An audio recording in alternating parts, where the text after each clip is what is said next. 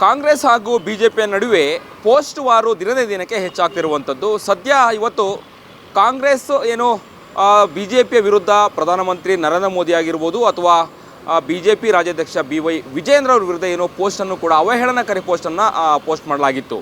ಈ ಬಗ್ಗೆ ಪ್ರತ್ಯೇಕವಾಗಿ 3 ಕಂಪ್ಲೇಂಟನ್ನು ಈಗ ಕಾಂಗ್ರೆಸ್ನ ವಿರುದ್ಧ ಬಿಜೆಪಿ ಇಂದು ಬೆಂಗಳೂರಿನ ಯಶವಂತಪುರ ಪೊಲೀಸ್ ಠಾಣೆಯಲ್ಲಿ ದೂರನ್ನು ದಾಖಲಿಸಿರುವಂಥದ್ದು. ಈಗಾಗಲೇ ಸೈಬರ್ ಕ್ರೈಮ್ ವಿಭಾಗಕ್ಕೆ ಕಂಪ್ಲೇಂಟನ್ನು ಕೊಟ್ಟು ದೂರುದಾರರು ಬಂದಿದ್ದಾರೆ. ಅವರನ್ನು ನಾವು ಮಾತನಾಡಿಸ್ತಾ ಹೋಗೋಣ. ಸರ್, ಪ್ರತ್ಯೇಕವಾದಂತಹ 3 ಕಂಪ್ಲೇಂಟನ್ನು ನೀವು ಇವತ್ತು ದಾಖಲು ಮಾಡಿರುವಂಥದ್ದು. ಯಾವ್ಯಾವ ವಿಚಾರಗಳಿಗೆ ನೀವು ಕಂಪ್ಲೇಂಟನ್ನು ದಾಖಲು ಮಾಡಿದ್ದೀರಿ, ಏನು ಪೋಸ್ಟನ್ನು ಹಾಕಿದ್ದಾರೆ ಕಾಂಗ್ರೆಸ್ನವರು ಅನ್ನುವಂಥದ್ದು? ಇವತ್ತಿನ ದಿವಸ ಭಾರತೀಯ ಜನತಾ ಪಕ್ಷದ ಕಾನೂನು ಪ್ರಕೋಷ್ಠ ರಾಜ್ಯ ತಂಡ 3 ಪ್ರತ್ಯೇಕ ದೂರುಗಳನ್ನು ಇವತ್ತು ಬೆಂಗಳೂರು ಉತ್ತರ ವಿಭಾಗದ ಸೆನ್ ಪೊಲೀಸ್ ಠಾಣೆಗೆ ಬಂದು ನಾವು 3 ದೂರುಗಳನ್ನು ದಾಖಲು ಮಾಡಿದ್ದೇವೆ. ಇಲ್ಲಿ ನಾವು ಅಸಿಸ್ಟೆಂಟ್ ಕಮಿಷನರನ್ನ ಭೇಟಿ ಮಾಡಿ ಮೊದಲನೆಯ ದೂರು ಏನಪ್ಪ ಅಂತಂದರೆ, ನಮ್ಮ ದೇಶದ ಸ್ವತಂತ್ರ ಹೋರಾಟಗಾರರಂಥ ವಿನಾಯಕ ದಾಮೋದರ್ ಸಾವರ್ಕರ್ ಫೋಟೋ ಮತ್ತು ನಮ್ಮ ಹೆಮ್ಮೆಯ ಪ್ರಧಾನಮಂತ್ರಿ ನರೇಂದ್ರ ಮೋದಿ ಅವರ ಫೋಟೋವನ್ನು ಬಳಸಿ ಸಿದ್ದು ಎಂಬತಕ್ಕಂಥ ಒಂದು ಫೇಸ್ಬುಕ್ ಪೇಜು ಸಿದ್ದು ಎಂಬತಕ್ಕಂಥ ಒಂದು ಫೇಸ್ಬುಕ್ ಪೇಜ್ನಲ್ಲಿ ಏನು ಕಂಟೆಂಟ್ ಅದರಲ್ಲಿ ಹಾಕಿದಾರಪ್ಪ ಅಂದರೆ, ಸ್ವಾರೀಕರ್ ಬ್ರಿಟಿಷರ ಬೂಟನ್ನು ನೆಕ್ಕಿ ಜೀವನ ನಡೆಸಿದರೆ ಮೋದಿ ಅಮೇರಿಕಾದವರ ಬೂಟನ್ನು ನೆಕ್ಕಿ ಅಧಿಕಾರ ನಡೆಸುತ್ತಿದ್ದಾನೆ. ಇಬ್ಬರೂ ಕೂಡ RSS ಇಂದ ಬಂದ ವ್ಯಕ್ತಿಗಳೇ. ಬೂಟು ನೆಕ್ಕುವುದು ಸಂಘದ ಪದ್ಧತಿ ಎನಿಸುತ್ತದೆ ಎಂಬತಕ್ಕಂಥ ಕಂಟೆಂಟನ್ನು ಅದರಲ್ಲಿ ಹಾಕಿದ್ದಾರೆ. ಅಂದರೆ ಅವಹೇಳನಕಾರಿ ಹೇಳಿಕೆಯನ್ನು ಇದರಲ್ಲಿ ಬರೆದು ಒಬ್ಬ ವ್ಯಕ್ತಿಯ ತೇಜೋವಧೆಯನ್ನು ಮಾಡ್ತಕ್ಕಂಥ ಉದ್ದೇಶದಿಂದ ಇವತ್ತು ಸಾವರ್ಕರ್ ಬಗ್ಗೆ ಸ್ವಾರೀಕರ್ ಎಂಬತಕ್ಕಂಥ ಪದವನ್ನು ಉಪಯೋಗಿಸಿ ಬ್ರಿಟಿಷರ ಬೂಟನ್ನು ನೆಕ್ಕಿ ಜೀವನ ಮಾಡಿದರು ಸಾವರ್ಕರ್ ಅವರು. ಹಾಗೆಯೇ ದೇಶದ ಹೆಮ್ಮೆ ಪ್ರಧಾನಮಂತ್ರಿಯವರು ಇವತ್ತು ಅಮೇರಿಕಾದವರ ಬೂಟನ್ನು ನೆಕ್ಕಿ ಅಧಿಕಾರ ನಡೆಸ್ತಿದ್ದಾರೆ ಎಂಬತಕ್ಕಂಥ ಅವಹೇಳನಕಾರಿ ಹೇಳಿಕೆಯನ್ನು ಈ ಫೇಸ್ಬುಕ್ ಪೇಜ್ನಲ್ಲಿ ಹಾಕಿ ಸಿದ್ದು ಎಂಬತಕ್ಕಂಥ ವ್ಯಕ್ತಿ ಇವತ್ತು ನಮ್ಮ ದೇಶದ ಹೆಮ್ಮೆಯ ಪ್ರಧಾನಮಂತ್ರಿಗಳ ತೇಜೋವಧೆ ಮಾಡ್ತಕ್ಕಂಥ ಕೆಲಸವನ್ನು, ಹಾಗೆಯೇ ಇವತ್ತು ಸಮಾಜದಲ್ಲಿ ಈ ಥರದ ಪೋಸ್ಟ್ಗಳನ್ನು ಹಾಕೋ ಮೂಲಕ ನಮ್ಮ ಹೆಮ್ಮೆಯ ಪ್ರಧಾನಮಂತ್ರಿಯವರ ಅವಹೇಳನ ಮಾಡ್ತಕ್ಕಂಥ ವಿಚಾರಗಳಿರ್ಬೋದು. ಹೀಗೆ ಸಾಕಷ್ಟು ಅನೇಕ ಸೋಷಿಯಲ್ ಮೀಡಿಯಾದಲ್ಲಿ ವಿಚಾರಗಳನ್ನು ನಾವು ಕಳೆದ 2 ವರ್ಷದಿಂದ ನೋಡ್ತಾನೆ ಬರ್ತಾ ಇದ್ದೀವಿ. ಅನೇಕ ದೂರನ್ನು ಸಲ್ಲಿಸ್ತಾ ಇದ್ದೀವಿ. ಇವತ್ತಿನವರೆಗೂ ಕೂಡ ಯಾವುದೇ ವ್ಯಕ್ತಿ ಮೇಲೆ ಕ್ರಮ ಆಗದೇ ಇರತಕ್ಕಂಥದ್ದು ಶೋಚನೀಯ ಪರಿಸ್ಥಿತಿಯಾಗಿದೆ. ಹಾಗಾಗಿ ಇವತ್ತು ಬೆಂಗಳೂರು ಉತ್ತರ ಸೆನ್ ಪೊಲೀಸ್ ಠಾಣೆಗೆ ಬಂದು ACP ಅವರನ್ನು ಭೇಟಿ ಮಾಡಿ ಈ 3 ದೂರುಗಳ ಮೇಲೆ FIR ಆಗಲೇಬೇಕು ಎಂಬತಕ್ಕಂಥ ಒತ್ತಾಯವನ್ನು ನಾವು ಮಾಡಿದ್ದೇವೆ. ಈಗಾಗಲೇ ACP ಅವರು ದೂರನ್ನು ಸ್ವೀಕಾರ ಮಾಡಿ 3ಕ್ಕೂ ಕೂಡ FIR ಮಾಡ್ತೀವಿ ಎಂಬತಕ್ಕಂಥ ಮಾತನ್ನು ಹೇಳಿದ್ದಾರೆ. ಹಾಗಾಗಿ ಸಿದ್ದು ಎಂಬತಕ್ಕಂಥವನ್ನ ಬಂಧನ ಮಾಡಿ ಫಸ್ಟು ಫೇಸ್ಬುಕ್ಕಲ್ಲಿ ಹಾಕಿರ್ತಕ್ಕಂಥ ಈ ಪೋಸ್ಟನ್ನು ತೆಗೆಸಿ ಅವನಲ್ಲಿ ಕಾನೂನು ಕ್ರಮವನ್ನು ತೆಗೆದುಕೋಬೇಕು. ಇನ್ನು ಮುಂದಿನ ದಿನಗಳಲ್ಲಿ ಈ ಥರದ ಪೋಸ್ಟನ್ನು ಮಾಡದೇ ರೀತಿ ನೋಡಬೇಕು ಎಂಬತಕ್ಕಂಥದ್ದು ಒಂದು ಮೊದಲನೇ ದೂರ ಆಗಿರ್ತದೆ.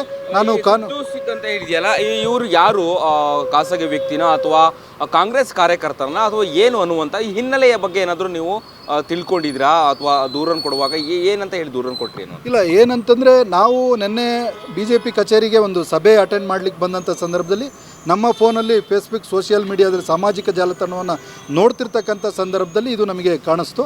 ಆ ವ್ಯಕ್ತಿಯ ಬಗ್ಗೆ ನಾವು ಹಿನ್ನೆಲೆ ಏನು ಅಂತ ವಿಚಾರ ಮಾಡಿದಾಗ, ಯಾವುದೇ ಒಬ್ಬ ಕಾಮನ್ ಮ್ಯಾನ್ ಇದ್ದಾನೆ, ಅವನು ಒಬ್ಬ ಪ್ರಜೆ ಇದ್ದಾನೆ, ಅವನು ಈ ಥರದ ಅನೇಕ ಪೋಸ್ಟ್ಗಳನ್ನು ಮಾಡ್ತಾನೆ ಇರ್ತಾನೆ. ಅದರಲ್ಲಿ ಒಂದು ಟ್ಯಾಗ್ ಲೈನ್ ಕೂಡ ಕೊಟ್ಟಿದ್ದಾನೆ, ಜೈ ಭೀಮ್ ಬುದ್ಧ ಅಂತೆಲ್ಲ ಬರೆದಿದ್ದಾನೆ. ಸೊ ಹಾಗಾಗಿ ಈ ಥರ ವ್ಯಕ್ತಿ ಯಾರೇ ಇರಲಿ, ಅವನು ಸಾಮಾನ್ಯ ವ್ಯಕ್ತಿ ಇರಲಿ, ಪ್ರಬಲ ವ್ಯಕ್ತಿ ಇರಲಿ, ಇವನ ಮೇಲೆ ಕಾನೂನು ಕ್ರಮ ತೆಗೆದುಕೋಬೇಕು. ದೇಶದ ಪ್ರಧಾನಮಂತ್ರಿ ಬಗ್ಗೆ ಈ ಥರ ಅವಹೇಳನಕಾರಿಯಾಗಿ ಸ್ವಾತಂತ್ರ್ಯಕ್ಕಾಗಿ ಹೋರಾಟ ಮಾಡಿದಂಥ ವೀರ ಸಾವರ್ಕರ್ ಬಗ್ಗೆ ಈ ಥರ ಪೋಸ್ಟ್ ಮಾಡ್ತಾನೆ ಅಂದರೆ ನಾಚಿಕೆ ಆಗಬೇಕು ಅವನಿಗೆ. ಈ ಥರದ ಪೋಸ್ಟ್ಗಳು ಇನ್ಯಾವತ್ತೂ ಆಗಬಾರ್ದು. ಕಾನೂನು ಕ್ರಮ ತೆಗೆದುಕೋಬೇಕು, ಅವನ್ನ ಬಂಧನ ಮಾಡಬೇಕು. ನೀವು ಅವನು ಬಂಧನದಲ್ಲಿಟ್ಟು ಇನ್ನು ಮುಂದೆ ಯಾವುದೇ ಈ ರೀತಿ ಪೋಸ್ಟ್ಗಳು ಆಗದಂತೆ ನೋಡ್ಕೋಬೇಕು ಅಂತೇಳಿ ನಾವು ACP ಅವರು ಒತ್ತಾಯ ಮಾಡಿದ್ವಿ. ಇನ್ನು ಪ್ರತ್ಯೇಕ 2 ದೂರುಗಳನ್ನು ನಾನು ವಸಂತ್ ಕುಮಾರ್ ಕಾನೂನು ಪ್ರಕೋಷ್ಠ ರಾಜ್ಯ ಸಂಚಾಲಕನಾಗಿ ಈ ದೂರಿಗೆ ಸಂಬಂಧಪಟ್ಟಂತೆ ದೂರನ್ನು ಸಲ್ಲಿಸಿದ್ದೀನಿ. ನಮ್ಮ ಕಾನೂನು ಪ್ರಕೋಷ್ಠ ರಾಜ್ಯ ಸಮಿತಿ ಸದಸ್ಯರಾದ ಯಶವಂತ್ ಅವರು ಒಂದು ದೂರನ್ನು ಕೊಟ್ಟಿದ್ದಾರೆ. ಆ ದೂರಿನ ಬಗ್ಗೆ ಅವರು ಹೇಳ್ತಾರೆ. ಹಾಗೆ ನಮ್ಮ ಹೇಮಂತ್ ಅವರು, ನಮ್ಮ ಲೀಗಲ್ ಸೆಲ್ನ ಬೆಂಗಳೂರು ಸೆಂಟ್ರಲ್ ಡಿಸ್ಟಿಕ್ ಕನ್ವೀನರ್ ಆದ ಹೇಮಂತ್ ಅವರು ಕೂಡ ಒಂದು ದೂರನ್ನು ಕೊಟ್ಟಿದ್ದಾರೆ. ಇನ್ನು 2 ದೂರು ಮೊಹಮ್ಮದ್ ಕಾಲಂದರ್ ಎಂಬತಕ್ಕಂಥ ವ್ಯಕ್ತಿ ಒಂದು ದೂರನ್ನು ಫೇಸ್ಬುಕ್ ಪೇಜಲ್ಲಿ ಹಾಕಿದ್ದಾನೆ. ಅದ್ರ ಬಗ್ಗೆ ಯಶವಂತ್ ಅವರು ವಿವರಣೆ ಕೊಡಬೇಕು ಅಂತೇಳಿ ಕೇಳ್ತಾ ಇದ್ದೀನಿ. ಯಶವಂತ್ ಅವರು, ನೀವು ಕೂಡ ದೂರನ್ನು ಕೊಟ್ಟಿದ್ರಿ. ಈಗ ಪ್ರತ್ಯೇಕವಾದಂಥ 3 ದೂರಲ್ಲಿ ನೀವು ಕೂಡ ಒಬ್ಬರು ದೂರುದಾರರು.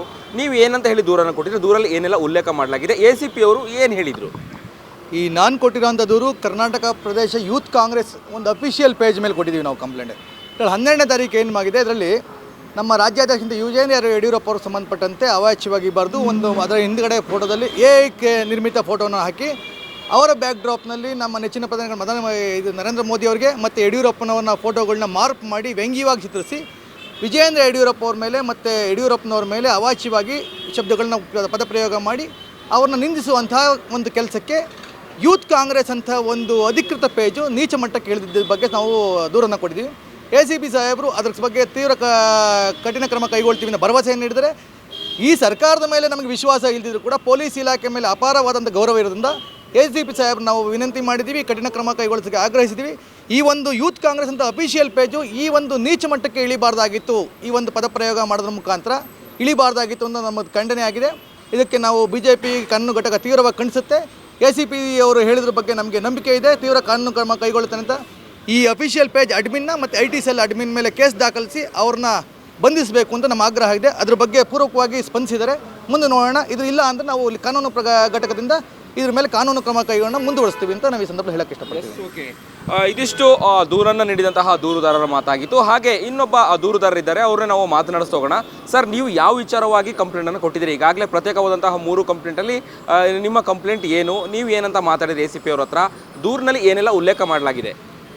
ಮೊಹಮ್ಮದ್ ಕಲಂದರ್ ಅನ್ನುವ ಒಬ್ಬ ವ್ಯಕ್ತಿ ನರೇಂದ್ರ ಮೋದಿಯವ್ರನ್ನ ಭಾವಚಿತ್ರವನ್ನು ಅವರ ಅನುಮತಿ ಪಡೆದೆ ಒಂದು ಹೆಣ್ಣಿನ ಜೊತೆ ಅವ್ರನ್ನ ಹಿಡ್ಕೊಂಡು ಮಾತಾಡೋ ರೀತಿಯಲ್ಲಿ ಅವರ ವಿರುದ್ಧ ಅವಹೇಳನಕಾರಿಯಾಗಿ ಬರಹಗಳನ್ನು ತನ್ನ ಅಧಿಕೃತ ಫೇಸ್ಬುಕ್ ಪೇಜ್ನಲ್ಲಿ ಬರೆದಿರೋದು ಇದು ನೀಚ ಮಟ್ಟದ ಕೆಲಸ.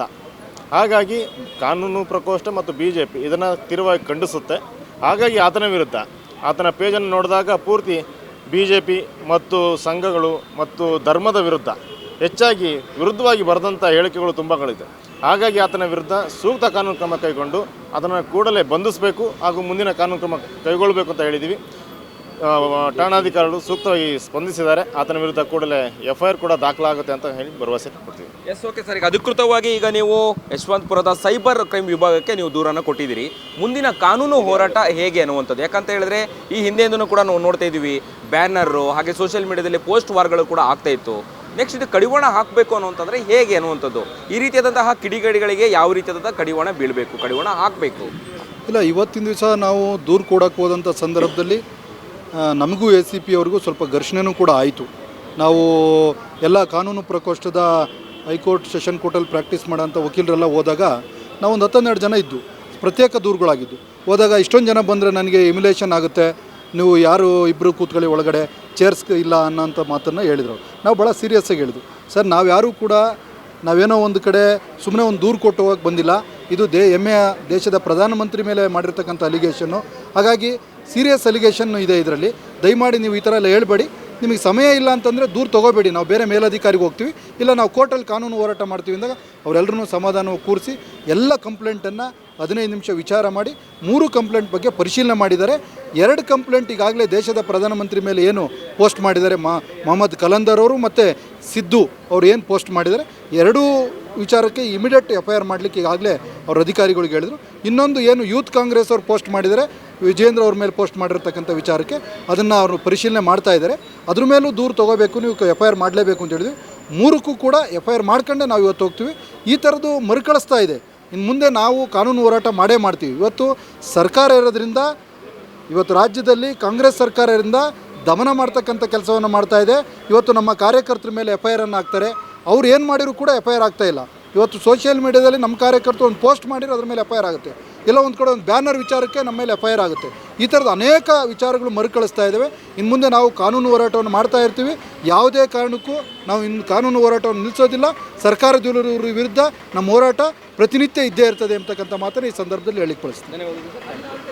ಇದಿಷ್ಟು ದೂರುದಾರ ವಕೀಲ ವಸಂತ್ ಕುಮಾರ್ ಅವರ ಮಾತುಗಳಾಗಿತ್ತು. ಈ ರೀತಿಯಾದಂತಹ ಕಿಡಿಗೇಡಿಗಳ ಅಟ್ಟಹಾಸ ಹಾಗೂ BJPಯ ವಿರುದ್ಧ, ಪ್ರಧಾನಮಂತ್ರಿ ನರೇಂದ್ರ ಮೋದಿ ಅವರ ವಿರುದ್ಧ, ಹಾಗೆ BJPಯ ರಾಜ್ಯಾಧ್ಯಕ್ಷ BY ವಿಜೇಂದ್ರ ಅವರ ವಿರುದ್ಧ ಅವಹೇಳನಕಾರಿಯಾದಂತಹ ಪೋಸ್ಟನ್ನು ಸೋಷಿಯಲ್ ಮೀಡಿಯಾದಲ್ಲಿ ಹಾಕಿರೋರ ವಿರುದ್ಧ ನಾವು ಕಾನೂನಿನ ಹೋರಾಟವನ್ನು ಮುಂದಿನ ದಿನಗಳಲ್ಲಿ ಮಾಡ್ತೀವಿ ಅನ್ನುವಂತಹ ಮಾತುಗಳನ್ನು ಹೇಳಿದರು. ಕ್ಯಾಮ್ರಾ ಪರ್ಸನ್ ಕೀರ್ತಿ ಜೊತೆ ಅಭಿಜಿತ್ ಗಣೇಶ್, ಕರ್ನಾಟಕ ಟಿವಿ, ಬೆಂಗಳೂರು. ಯಾರಾಗ್ತಾರೆ ಎಂಎಲ್ಎ ಅಭ್ಯರ್ಥಿ 2028 ಶೀಘ್ರದಲ್ಲೇ. ಪ್ರತಿದಿನ ಒಂದೊಂದು ಕ್ಷೇತ್ರದ ಟಿಕೆಟ್ ಆಕಾಂಕ್ಷಿಗಳ ಸಂಪೂರ್ಣ ಮಾಹಿತಿ ಪೊಲಿಟಿಕಲ್ ಜರ್ನಲಿಸ್ಟ್ ಕೆಎಂ ಶಿವಕುಮಾರ್ ಅವರಿಂದ. ಕರ್ನಾಟಕದ ನಂಬರ್ 1 ಡಿಜಿಟಲ್ ಮೀಡಿಯಾ ನಿಮ್ಮ ನೆಚ್ಚಿನ ಕರ್ನಾಟಕ ಟಿವಿಯಲ್ಲಿ ಮಾತ್ರ. ನೀವು ಸಣ್ಣ ಆಗ್ಬೇಕಲ್ವಾ? ಅದು ಒಂದು ಉತ್ತಮ ಆಹಾರದಿಂದ ಸಣ್ಣ ಆಗ್ಬೇಕಲ್ವಾ? ಪ್ರತಿದಿನ ನಮ್ಮ ಜೀನಿ ಸ್ಲಿಮ್ನ ಯೂಸ್ ಮಾಡಿ ಯಾವುದೇ ಸೈಡ್ ಎಫೆಕ್ಟ್ ಇಲ್ದಂಗೆ ನೀವು ಸಣ್ಣ ಆಗ್ತೀರಾ.